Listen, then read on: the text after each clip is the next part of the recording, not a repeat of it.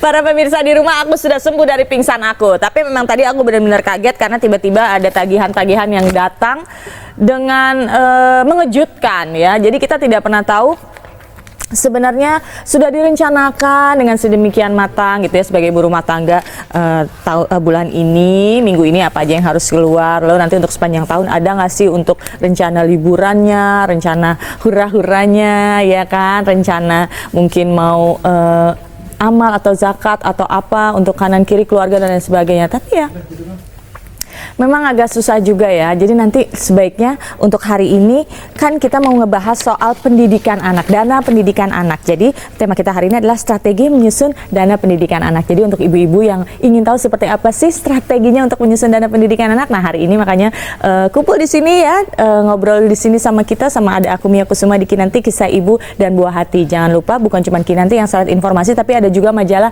Parents Indonesia, Healthy Kids, Happy Families. Jadi jangan sampai ketinggalan, langsung aja cari di toko buku dan juga majalah terdekat karena edisi Januari 2015 sudah keluar. Yuk kita langsung lihat, ini kita punya liputan untuk ibu-ibu semuanya. Kita lihat sama-sama.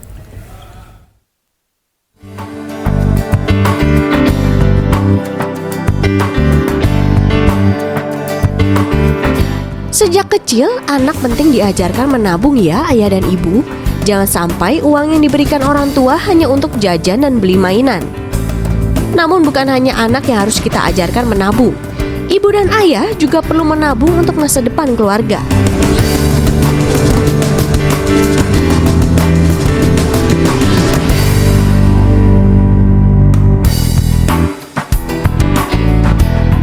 Udah sih, ya cuma baru sampai sekolah dasar kali ya, belum sampai kuliah, segala macamnya belum terpikirkan. Kita nabung nyicil aja ya, nyicil nabung dari sebulan kerja kita nabung buat ya walaupun belum punya tetap harus nabung.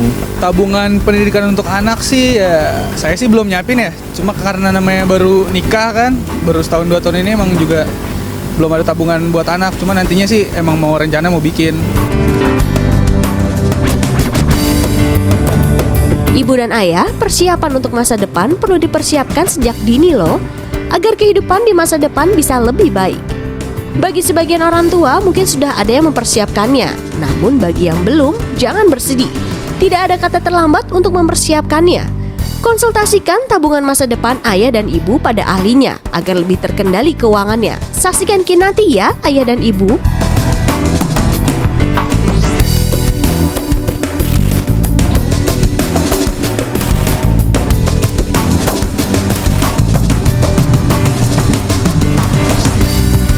Ya kalau buat masa depan sih ada penghasilan lebih ya, kayak bikin usaha gitu kan. Gue buat masa depan keluarga sih, dari sekarang udah mulai nyicil rumah.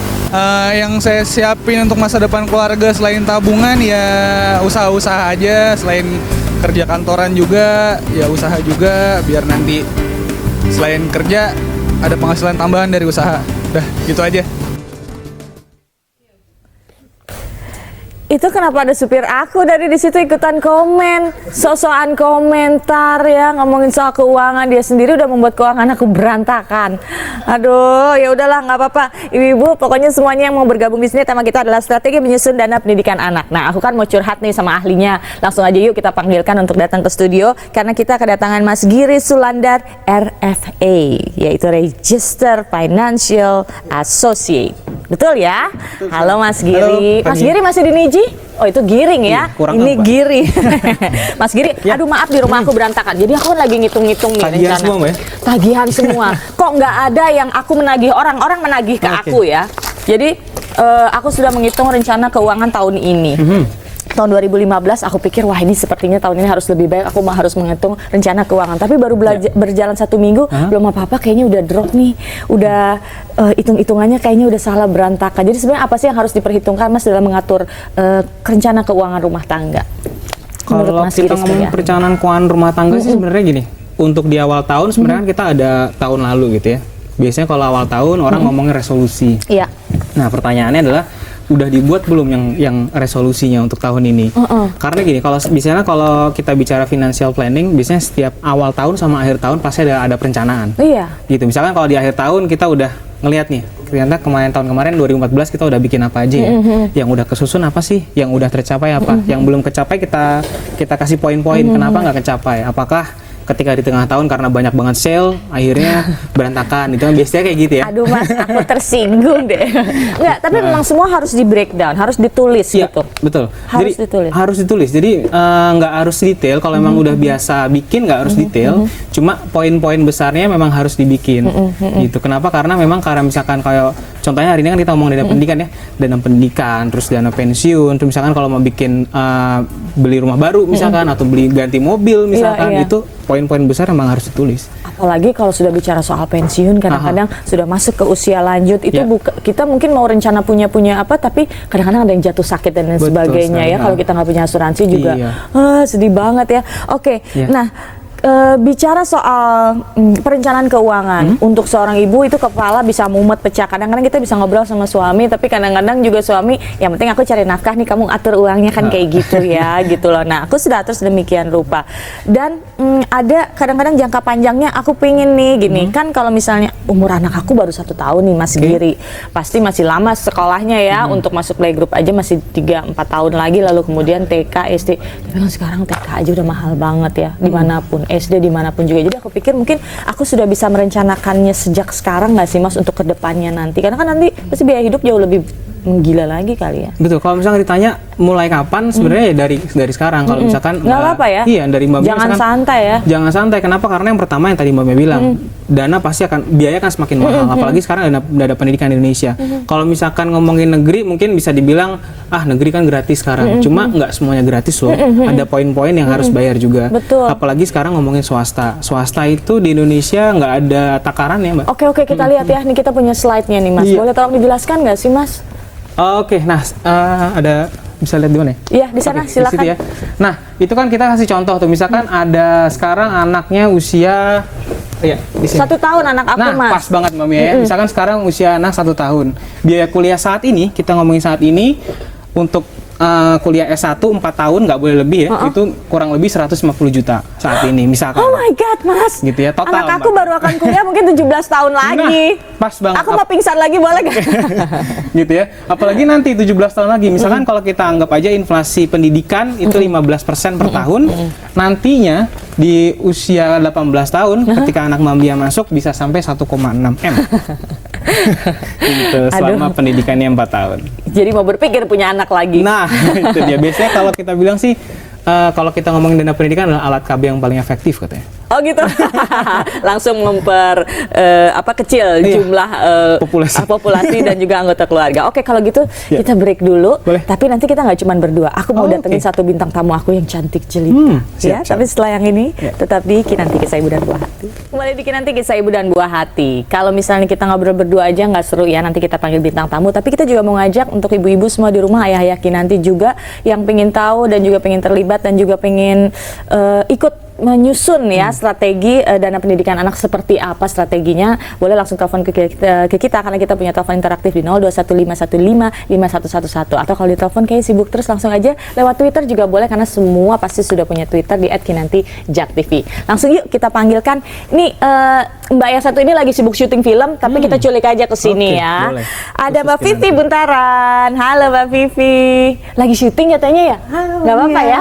Sebentar Iya. doang kan cuma sampai jam 9 doang. Apa kabar? Halo, ya, Giri.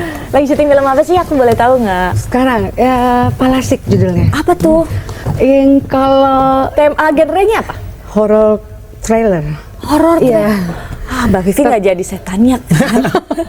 Iya, kalau film yang dulu selalu jadi setannya, tapi yang sekarang beruntung sih jadi manusia. Jadi manusia. Tapi kalau setan cantik begini mah ya, kayaknya semua orang juga mau dihantui oleh Mbak Vivi. Mbak Vivi, aku sempat lihat Instagramnya. Kan kemarin aku, siapa nih bintang tamu hari ini? Langsung aku browsing Mbak Vivi. Oh katanya lagi di Instagramnya lagi foto-foto sama anak-anak kecil lagi berzumba ya. Emang lagi sibuk zumba juga? Kebetulan Vivi kan setiap pagi tuh ikut zumba di salah satu kayak fitness trainer gitu. Nah kebetulan Vivi punya putra, dia Usia berapa Mbak Vivi? Usianya 5 tahun. 5 tahun sekarang, oke. Betul, Terus ya. terus ikutan. Kebetulan dia sekolah di International School. Nah di sana tuh pada waktu itu lagi mau merayakan kayak Ada apa acara mungkin Iya, ya? kayak opening, kayak launching gitu-gitu buat sekolahnya, international school. Jadi guru-guru minta Vivi partisipasi, apa dong? Terus mikir apa ya, kalau anak kecil kan kalau diajak yang ribet pasti Pasti mereka nggak nggak mau, mau gitu gitu. kan. Ya udahlah ajaknya dance, tapi dance-nya kuda lumping. Hah? Kuda lumping apa Zumba gimana sih nih? Iya, Zumba tapi lagunya kuda lumping. Ih, keren amat. Tapi gayanya Zumba Oke, tetap. kreatif ya. Nanti boleh ya, nanti aku undang lagi ke sini ajarin anak-anak di sini ya. Atau kru-kru di sini mungkin pada mau berzumba dengan Mbak Vivi. Oke, Mbak Vivi, tema kita hari ini adalah strategi menyusun dana pendidikan anak. Nah, Mbak Vivi ini kebetulan ya enak banget nih kita ngobrol soal karena anaknya sudah masuk sekolah ya tentunya. Udah, sudah TK. Playgroup ya. Playgroup ya, 5 Masuk tahun. Nah, nanti juga Mbak Vivi kalau misalnya mau tanya-tanya sama Mas Giri karena beliau ini kan expert ya di bidangnya, jadi nanti kita bisa tanya-tanya. Mbak Vivi sendiri sudah mulai mengatur nggak rencana pendidikan anak yang tadi sempat dengar nggak sih kalau misalnya anak aku 1 tahun aja nih, 17 tahun lagi dana pendidikan kuliah bisa 1,6 M. Oh my Harus syuting God. berapa film horor ya Mbak Vivi? Gimana? Stres banget ya dengan 1 koma. Kayak zaman Vivi dulu tuh kalau kuliah tuh dulu cuma puluhan juta gitu Puluhan ya kan. juta, dan kalau misalnya kita bisa keterima negeri dan lain sebagainya malah jauh lebih murah. Jadi Lebih tapi kan murah. kita nggak bisa nge-push anak kita untuk kamu harus pintar, cerdas, Benar. harus beasiswa, kan berat juga beban benar. untuk anak-anak. Gimana Mbak Vivi sudah mulai mengatur? So far sih Vivi pada saat dia lahir Vivi udah ambil insurance. Oke. Ya, insurance tuh memang sudah diberi dia ada jangka panjang. Maunya ambilnya 20 tahun. 20 tahun. Jadi pada saat dia nanti sudah mencapai umur 20 dia sudah bisa punya financial untuk for the step ahead iya, gitu. untuk melanjutkan kuliahnya. Jadi 20 tahun itu mungkin adalah alokasi dana yang tepat sampai kuliahnya mungkin selesai gitu ya Iya. Mas Giri. Menurut Mas Giri sendiri keputusan yang diambil sama Mbak Vivi udah cukup tepat belum sih? Sebenarnya kalau untuk merencanakan dari awal udah cukup tepat, Mbak. Cuma masalah gini, ada beberapa produk yang itu cocok atau enggak. Karena gini, ada beberapa produk yang misalkan anggap tadi kita ngomong contoh ya 1,6 M untuk 17 tahun lagi. Pertanyaannya ketika produk yang diambil itu sampai usianya 17, apakah sampai 1,6 atau enggak? Cukup atau enggak? Apakah pertanyaan. itu angkanya masih akan terus seperti itu atau ada Iya. kenaikan atau lain sebagainya? Betul Kita nggak pernah sekali. tahu, inflasi di negara kita juga naik turun nggak jelas sekali, ya. Oke, berarti ada tepatnya tapi juga mungkin masih dinilai masih kurang. Nah, untuk mungkin aku juga akan mengambil asuransi pendidikan anak. Tapi di luar itu, apa yang harus kita lakukan? Apa kita menyisikan dana-dana mungkin Mbak Vivi habis syuting, ya udah deh setengahnya harus disimpan. Atau aku gitu habis gajian harus aku simpan. Gimana sih Mas sebagai ibu-ibu ini? Nah, kalau misalkan harus nyisihin, pasti ya harus nyisihin. Cuma gini, yang sebelum kita masuk ke nyisihin sebenarnya yang harus dihitung adalah kan sebelum kita sisihin berapa yang sisihin kan harus ada tujuannya nih, gitu kan. Nah itu yang pertama harus kita tahu dulu tujuannya. Misalnya ini Mbak Mia atau Mbak Vivi mau anaknya kuliah di mana? Misalkan saya mau anaknya mau kuliah di Sydney atau di mana lah, di luar negeri atau dalam negeri. Pertanyaannya itu, udah tahu belum angkanya sekarang? Gitu. Misalkan kalau misalnya sudah tahu jangka waktunya berapa lama? 17 tahun lagi, oke 17 tahun lagi. Inflasinya berapa besar? Gitu. Dari situ baru kita tarik mundur, baru kita bisa hitung berapa jumlahnya. Saya ada gambar untuk Aku di perhitungan. LA aja deh anaknya kuliahnya LA. Lenteng Agung. Lenteng Agung. Oke, ada slide lagi mungkin sambil disiapkan. Nah, sebagai seorang ibu, tadi aku juga udah mulai hitung-hitung gitu. Ada pos-pos yang sudah aku tempatkan ya. Jadi misalnya untuk biaya yang pasti uang belanja, uang kredit rumah, kredit mobil, lalu kemudian biaya liburan dan lain sebagainya. Sebenarnya pos-pos apa aja sih yang bisa dimodifikasi? Sambil kita lihat, ini dia slide-nya. Coba Mas. Nah, ini dia. Nah, ini pertanyaannya kan tadi gimana sih caranya dapat 1,6 M betul, di tahun betul, 17? Nah, ini saya kasih beberapa perhitungan. Yang pertama, kita menabung per bulan. Menabung per bulan itu dengan jumlah atau hasil keuntungannya sebesar 5% atau kita ngambil tabungan. Berarti kita harus nabung 5,4 juta sebenarnya. Jadi saya harus punya 5,4 per bulan untuk kemudian saya bisa dapat 1,6 M di 17 Betul, kalau tahun. ngambilnya produknya tabungan. Tabungan, atau oke. sejenisnya. Iya. Terus kalau misalkan kita mau ngambil kita mau investasi per tahun Investasi. lah dengan hasil 25% per Dengan tahun. 25% Iya, bunganya. tapi per tahun ya kita nyisihinnya 9,3 juta. Jadi dalam 1 tahun aku harus punya 9,3. 9,3 juta, iya. Atau biasanya yang paling terakhir, opsi terakhir adalah yang biasa kita bikin sama financial planner, Mbak. Gitu. Dapat 1,6 M juga sama, cuma murah, hanya 640.000 Loh rupiah. kok bisa? Bisa karena kita milih produknya. gitu. Dengan produk yang tepat, perhitungan yang tepat, kita nyisihinnya kecil aja, tapi hasilnya akan maksimal. Jadi Udah, ada Vivi, yang itu aja deh. Sama banget sih, aku juga mau pilih yang itu. Atau ada yang lebih murah lagi dari situ. Oke, untuk ibu-ibu sekali lagi yang mau bergabung boleh telepon ke kita di 0215155111 atau di Twitter kita di @kinantijaktv. Kinanti akan segera kembali. Terima kasih.